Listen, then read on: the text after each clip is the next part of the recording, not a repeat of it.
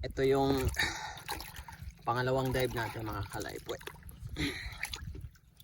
Yo. Yo. Yo. Halos magkapareho lang sila nung una. Pero kahit pa paano, nakadami tayo ngayon. Imagine niyo hindi pa ako masyado marunong yan. Yan. So, ilagay natin sa box kasi ewan ko lang magkakasya naman siguro.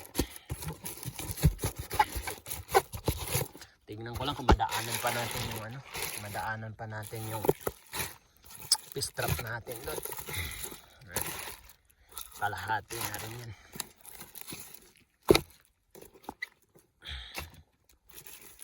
Yo. Tapos yan. Okay. Lagay ko muna yung cellphone sa bag mga kalaypoy. Kaya uwi na tayo. Tapos mga nasa alas 2 nga. 2 p.m.